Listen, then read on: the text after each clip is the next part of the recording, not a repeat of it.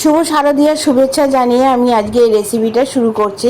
তো পুজো মানেই হচ্ছে জমজমাট খাওয়া দাওয়া, আর পুজো মানেই হচ্ছে নানা রকম ভুরি ভোজ। তো চলো দেখে না আমি এই রেসিপিটা কি বানালাম। এটা আমি বানিয়েছি ফিশ ফিঙ্গার। তোমরা যে কোনো মাছ দিয়ে এটা তৈরি করতে পারো, আমি কিন্তু রুই মাছ দিয়েই কিন্তু এই রেসিপিটা করেছি। তো রুই মাছের যে পেটিগুলো থাকে তার মধ্যে কাঁটাটা কম থাকে, তাই সেই মাছটাই কিন্তু আমি এখানে ব্যবহার করেছি। প্রথমে একটু রুই মাছকে নুন হলুদ মাখিয়ে একটু জলে সেদ্ধ করে নিয়েছি। তারপরে কড়াইতে বেশ খানিকটা তেল দিয়ে, তেলটা যখনই গরম হয়ে এসছে তার মধ্যে দিয়ে দিয়েছিলাম একটা বড় সাইজের কুচনো পেঁয়াজ। পেঁয়াজটাকে একটু লাল লাল করে ভেজে নিতে হবে। তার মধ্যে আমি এক এক করে কিছু মশলা অ্যাড করে দেবো। দেখো প্রথমে কিন্তু আমি দিয়ে দিয়েছিলাম আন্দাজ মতো নুন, হলুদ, আর একটা পেস্ট আমি বানিয়ে রেখেছিলাম, সেটা হচ্ছে আদা কাঁচা লঙ্কার, সেটাও আমি এর মধ্যে 2 চামচ দিয়ে দিয়েছি। আর দিয়ে দিয়েছিলাম একটু ধনে গুঁড়ো আর একটু জিরে গুঁড়ো। এবার এ কটা মশলাকে একটু ভালো মতন কষিয়ে নিতে হবে। ধরো 10-15 মিনিট যখন এটার থেকে একটু তেল ছেড়ে আসবে, তার মধ্যে আমি দিয়ে দেবো সেদ্ধ করা মাছটা।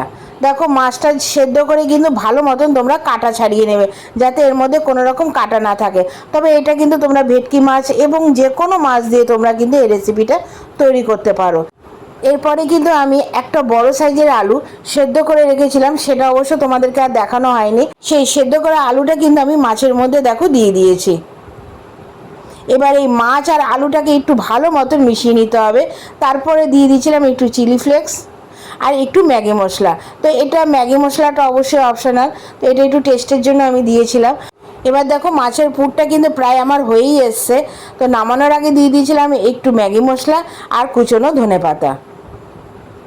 তো এভাবে কিন্তু তোমরা চপও তৈরি করতে পারো। তো আমার কিন্তু মাছের পুরটা রেডি। দেখো পুরটা কিন্তু কড়াই থেকে মোটামুটি ছেড়ে আসে, তো আমার মাছের পুরটা কিন্তু রেডি হয়ে গেছে। এরপরে এটাকে আমি ঠান্ডা করে নিয়ে হাতের সাহায্যে ঠিক ফিশ ফিঙ্গারের মতন একটা একটা করে তৈরি করে নেব। তোমরা কিন্তু এই ফিশ ফিঙ্গারের রেসিপিটা সম্পূর্ণ অবশ্যই দেখো, আর আমাকে কমেন্টস করে জানিও যে এই রেসিপিটা তোমাদের কেমন লাগলো। তো দেখো আমি হাতের সাহায্যে কিন্তু একদম ফিঙ্গারের মতন একটা একটা করে তৈরি করে নিয়েছি। এরপর আমি নিয়ে নিয়েছিলাম খানিকটা ব্রেড ক্রাম্বস। তোমরা কিন্তু বিস্কুটের গুঁড়ো এখানে ব্যবহার করতে পারো।